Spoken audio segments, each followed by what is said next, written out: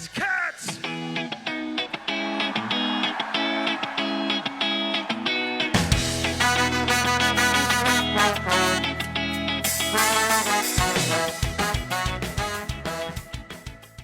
Oke, bismillahirrahmanirrahim. Assalamualaikum warahmatullahi wabarakatuh. Waalaikumsalam. Hari ini Tami lagi-lagi mencoba berbincang diskusi tentang apapun kira-kira itu. Tamu hari ini kita dapat panggilan yang istimewa. Yang kebetulan narasumber hari ini adalah anak muda yang sudah jadi dewan 2 periode. Nah, kita akan berbincang terkait masalah tips and trick menjadi dewan yang muda sampai 2 periode. Selamat malam Bang Andri Permana. Selamat pagi, siang, sore, malam. Oke, siap lah. Nah, kita kedatangan Bang Andri yang hari ini beliau adalah wakil ketua dewan, Bang Andri ya? Alhamdulillah. Alhamdulillah. 2 kali jadi anggota dewan yang kemudian memang mewakili anak muda Kota Tangerang. Tapi banyak hal yang akan kita bahas hari ini. Bang Andri. Yes. Bang Andri hari ini 2 kali jadi anggota dewan.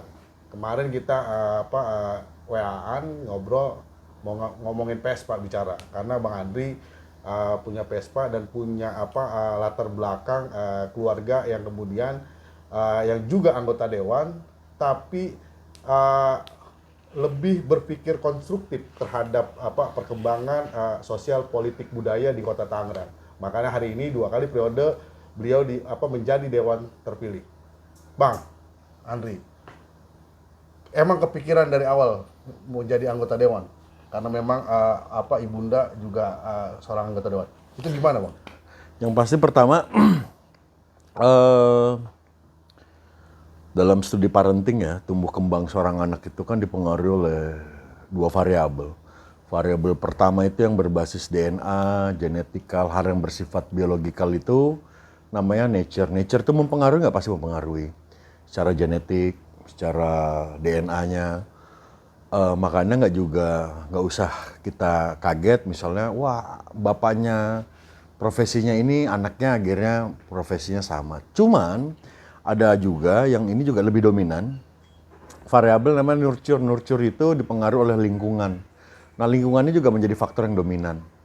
Nah, menjadi politisi itu dipengaruhi oleh 2 hal ini. 2 hal. Yang saling mempengaruhi. DNA dan Yes. sosial kultur. Bahwa politik ini adalah sebuah ilmu yang bisa dipelajari, iya. Tapi lingkungan juga akhirnya menjadi faktor yang mempengaruhi si politisi ini tumbuh dan berkembang. Nah, gimana caranya bisa menjadi politisi yang dalam tanda kutip ya, politisi yang baik, lingkungannya juga harus baik. Karena berangkat dari lingkungan itu juga, politisi ini akhirnya juga tahu goalsnya mau ngapain, dan terus keresahan-keresahan apa yang ada dalam lingkungan itu yang bisa dia bawa dan menjadi visi perjuangannya dia. Tapi kalau ditanya memang niat jadi politisi, faktor lingkungan jauh lebih menentukan ya, karena begitu pas kuliah, terus jadi ketua BEM, jadi ketua senat di kampus, ya apa yang menjadi pijakan hari itu, hari ini tinggal kita jalanin sih. Oh, jadi memang kultur sosial yang kemudian lingkungan yang sangat mempengaruhi. Jadi DNA hanya bagian dari sedikit keberhasilan tadi, Bang. Oke, Bang, kembali ke bicara akhirnya terpilih menjadi dewan pertama. Kelagapan nggak sih bicara pertama kali jadi dewan mesti ngapain, budgeting, terus apalagi monitoring apa tuh? Gimana? Saya sangat beruntung karena saya dilahirkan oleh seorang ibu politisi yang luar biasa. Saya punya ibu yang punya pengalaman menjadi anggota DPRD di Kota Tangerang maupun di Provinsi Banten dengan kurun waktu yang sangat lama. Itu sangat membantu lah bagaimana caranya akhirnya menjadi seorang politisi yang tangguh, adaptif, dan yang paling penting adalah menjadi politisi yang punya value, yang punya nilai. Dan saya beruntung saya punya mentor terbaik, ibu saya yang setiap hari saya ketemu berkomunikasi, bisa melihat langsung dari beliau, dan proses adaptasi juga jadi nggak lama lah. Karena perjalanan juga menjadi aktivis mahasiswa mempengaruhi kita begitu kita terjun di politik praktis. Jadi pada prinsipnya ya memang begitu pas dilantik jadi dewan, secara sadar ruang, ya saya sudah siap untuk menjalankan tugas dan fungsi menjadi anggota dewan. Oke, jadi memang karena memang ibunda dewan, kemudian memang bicara aktivis tidak jauh ya, akhirnya bisa lebih ada adaptif. Bang Andri juga kan salah satu ketua cabur, kalau nggak salah basket kalau nggak salah. Bagaimana kemudian mensinkronisasi sebagai dewan dengan cabur yang kemudian memang hal yang berbeda atau hal yang sama bicara dua hal tersebut. Pertama akhirnya basket ini menjadi hal yang merubah perjalanan hidup saya. Saya ketemu basket di SMA dan perjalanan menjadi atlet juga pasti memberikan banyak hal yang melekat sampai hari ini. Karena menjadi atlet itu identik dengan yang namanya kedisiplinan. Disiplin. Ya, menjadi politisi yang disiplin itu kan sangat susah ya. Sangat susah. Tapi menjadi atlet yang baik adalah harus disiplin. Pasti. Dan yang kedua, akhirnya atlet itu dia akan persisten karena dia akan selalu melakukan hal pengulangan, latihan dan segala macam. Dan pada saat bertanding, agar secara mental, fighting spiritnya si atlet ini akan berbeda sama teman-teman yang nggak mengalami lah fase menjadi itu, fase menjadi atlet. Makanya beruntungnya saya akhirnya menjadi paripurna karena saya pernah mengalami fase menjadi atlet. Jadi pertempuran politik nggak ubahnya pertempuran saya bertanding basket. Sama ya? Siapapun lawannya agar kita harus bersiap, siapapun teman bertanding kita ya kita juga harus siap. Jadi proses adaptasinya juga lebih mudah lah. Dan anak-anak basket ini atau cabang olahraga yang lain secara filosofis begitu kita sudah masuk ke gelanggang ya sudah kita akan berhadapan dengan situasi apapun, dengan aturan apapun, dengan wasit siapapun, ya point of no return pasti kita gas terus. Gas terus.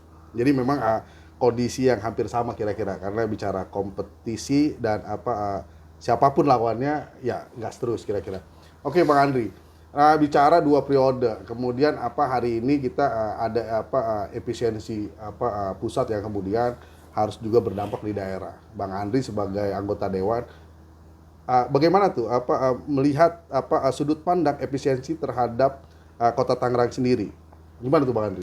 Yang pertama frameworknya begini. Masih relevan nggak sih keberadaan legislatif di daerah? Apakah dalam menjalankan fungsinya, si budgeting, si controlling, teman-teman di DPRD masih memberikan impact kepada masyarakat? Ini kan juga pertanyaan besar. Gitu kan? Apakah dalam melakukan fungsi controlling gitu ya, pengawasan, teman-teman dewan ini bisa nggak langsung memberikan sanksi kepada teman-teman di birokrasi yang menjalankan si pemerintahan ini untuk segera bisa dilakukan rotasi dan mutasi? Kan pasti tidak. Kan gitu. Dalam melakukan kerja legislasi misalnya, membuat undang-undang, hari ini tidak ada kewenangan DPRD, legislatif tingkat daerah untuk membuat undang-undang. Makanya yang tadinya badan legislasi akhirnya sekarang menjadi badan pembuat peraturan daerah. Nah, kenapa? Karena memang undang-undang itu tidak boleh juga kita bertentangan dengan undang-undang di atasnya. Nah, berarti dalam menjalankan fungsi legislasinya juga ya nggak seperti di DPR RI kan gitu. Nah, terakhir misalnya dalam menjalankan fungsi budgeting, apakah iya gitu kan saat APBD sebagai nomenklatur aturan, sebagai perda yang itu akan mengikat jalannya pemerintahan dalam tata kelola pemerintahan selama 1 tahun ke depan, teman-teman DPRD bisa menjalankan fungsi secara maksimal. Karena ada juga catatan apabila tidak ada kesepakatan antara si eksekutif dengan legislatif bisa menggunakan pagu anggaran yang sebelumnya. Nah, pertanyaan-pertanyaan ini kan yang akhirnya juga harus dijawab juga dengan kinerja yang lain. Kan gitu. Jangan sampai misalnya di Undang-Undang Pemerintahan Daerah hari ini 23/2014 banyak hal yang akhirnya juga membatasi ruang gerak si legislatif di tingkatan daerah. Dalam tanda kutip malah membuat teman-teman DPR ini juga tidak berbuat sesuatu, itu juga nggak boleh. Betul. Nah, makanya pertanyaan besarnya adalah belum sampai ke ranah efisiensi. Besar nggak sih pengaruhnya si legislatif ini buat urusan percepatan pembangunan misalnya? Buat gimana caranya laju pertumbuhan ekonominya dipercepat, gimana caranya indeks pembangunan manusianya diperbesar, terus gimana caranya kita bisa menekan tingkat pengangguran terbuka. ada dampaknya nggak? Nah, akhirnya secara bicara hukum tata negara, DPRD ini diperlukan nggak? Sangat diperlukan. Sangat diperlukan. Karena power tends to corrupt, absolute power corrupt absolutely. Pemerintahan hari ini di belahan dunia manapun punya kecenderungan untuk korup karena basisnya adalah kekuasaan. Dan kekuasaan absolut, tata kelola pemerintahan, si pemerintahnya yang tidak diawasi pasti korup. Untuk itu akhirnya DPRD hadir sebagai balancing pemerintahan. Betul. Dalam melakukan tata kelola pemerintahan bersama ini, si DPR ini hadir untuk juga menjadi anjing penjaga nih. Bahwa pemerintahan yang dihasilkan melalui kemarin, pilkada serentak, gimana caranya tetap jalan pada relnya. Bahwa hak-hak rakyatnya juga bisa terpenuhi. Nah, jadi baru kita berangkat berikutnya, apakah efisiensi ini mempengaruhi? Pasti. Pasti ya. Tapi yang paling penting, akhirnya program-program prioritas pemerintah pusatnya harus diamankan. Iya. Karena kita mau nggak mau, juga apapun yang menjadi visi besar pemerintahan hari ini, di eranya Pak Prabowo juga harus dilakukan supporting. Sporting. Gitu loh. Semua pemerintahan daerah akhirnya juga harus gotong royong bahu-membahu gimana caranya program pemerintah ini harus kita support. Nah, baru pertanyaan berikutnya adalah pada saat proses pendistribusian program itu kita pastikan si DPRD ini bersama teman-teman di eksekutif bersama kepala daerah memastikan program-program ini sampai kepada masyarakat yang memang punya hak untuk mendapatkan program itu. Jadi efisiensi pasti berpengaruh. Tinggal gimana caranya proses efisiensi yang kita lakukan untuk menjalankan sebuah program besar nanti tetap juga punya dampak yang besar kepada masyarakat yang membutuhkan. Oke, artinya efisiensi ini tetap berpengaruh, tapi bagaimana kemudian eksekutif sama legislatif ini lebih fokus pada target yang memang sesuai dengan aturan dan nomenklatur gitu. Oke, Bang Andri, lagi-lagi bicara pemuda hari ini Bang Andri masih muda ya, kemudian artinya Bang Andri ini juga harus jadi leader ya. Terus bagaimana kemudian Bang Andri mendoktrin pemuda Kota Tangerang khususnya gitu kan untuk tidak parno atau takutlah untuk menjadi dewan atau kemudian karena kita bicaranya Bang Andri bukan dari orang yang pengusaha ya kan, dan bukan anak konglomerat ya. Iya, bukan anak konglomerat juga katanya gitu kan. Bagaimana nih Bang Andri? Teman-teman muda ini yang kemudian menjadi dewan yang udah jangan takut atau bagaimana? Banyak konteksnya bicara kos politik itu kan tinggi. Ya bicara tes. Bener gak sih kos politik itu tinggi? Dan bisa gak sih ini anak tukang beca, anak tukang sayuran, bisa gak kira-kira? Dengan sistem politik elektoral hari ini, sistem pemilu elektoral hari ini, hampir dipastikan bahwa kos politiknya pasti tinggi ya. Karena akhirnya kita bertarung di ruang yang sama, kita bertarung di medan yang sama, kita bertarung akhirnya di sistem elektoral terbuka seperti ini, pertarungan bebas gitu ya, menjadi pasar bebas. Nah, konklusinya begini, yang pertama adalah bahwa nggak ada lah dikotomi tua muda. Karena akhirnya politik ini menjadi ruang ya, politisi-politisi senior yang dia juga tidak mau ambil pusing kehadiran politisi-politisi yang masih muda ini. Begitupun anak-anak muda ini juga nggak boleh meminta privilege. Kan gue masih muda nih, tolonglah kasih rekening. Nggak ada, man. Nggak ada ya? Karena sistem pemilunya akhirnya tarung bebas. Tarung bebas. Jadi kita sudahi, nggak ada lah dikotomi masalah tua muda. Gitu loh. Yang muda-muda ini nggak usah cengeng. Nah, baru pertanyaan berikutnya, bisa nggak politik ini jadi non-cost gitu ya? Betul. Bisa. Bisa. Caranya gimana, Bang Andri? Yang pasti akhirnya saat berbicara politik nih non-cost adalah tidak ada money politik. Dan memang anak muda yang harus menginisiasi itu. Harus menginisiasi itu. Karena logika sederhananya adalah kos politik yang besar akhirnya akan berdampak sama kinerja. Mau mulainya aja sudah ngeluarin duit banyak. Akhirnya orientasinya pada saat menjabat adalah gimana caranya mengembalikan modal kampanye. Oh, balik modal. Iya dong. Iya. Berbeda misalnya saat kawan-kawan bertarung di ruang elektoral yang tidak menggunakan money politik, akhirnya memang pure gimana caranya apa yang didapatkan dari masyarakat itu dikembalikan kepada masyarakat. Gitu loh. Caranya gimana? Tahapannya memang agak lebih panjang. Karena masyarakat yang teredukasi itu akan jauh lebih baik Karena masyarakat yang tidak teredukasi ini kan bencana demokrasi. Bercanda demokrasi. Iya, akan menjadi target-target yang namanya money politik. Target-target hoax karena tidak teredukasi. Nah, kehadiran kaum terdidik, anak-anak muda yang hari ini mau terjun ke politik, point of view-nya yang pertama kali dilakukan adalah melakukan edukasi. Edukasi. Masyarakat dikasih edukasi bahwa ada hak dan kewajiban sebagai warga negara, ada kewenangan, bahwa ada juga nanti keuntungannya saat teman-teman itu mampu melakukan proses edukasi kepada masyarakat, apa sih elektoralnya ke beliau gitu loh. Nah, ini yang maksud saya akhirnya anak-anak muda ini mau juga bertarung di ruang itu gitu loh. Tidak lagi gue mau nyalek nggak punya modal, no. Modal itu bukan cuma urusan uang. Akhirnya pengalaman organisasi juga menjadi modal. Jejaring juga menjadi modal, kan gitu. Sikap mental juga jadi modal. Dan yang pasti adalah ide dan gagasan itu akan menjadi sebuah modal yang bahkan orang kaya sekalipun nggak bisa beli ide dan gagasan kita. Dan itu adalah kekuatan. Jadi kalau anak-anak muda hari ini mau bertarung di ruang elektoral, nggak usah fokus nyari duit dulu. Perkuat ide dan gagasan. Karena kita tidak pernah beli suara. Betul. Yang kita beli adalah hati dan suara rakyat. Kita nggak pernah beli nih. Lu pilih gue ntar gue kasih, no. Tapi hatinya kan yang harus kita beli gitu loh. Dengan cara apa? Ya sampaikan ide dan gagasan. Setelah akhirnya teredukasi, kita sampaikan ide dan gagasan, masyarakat pemilih ini akan teragregasi.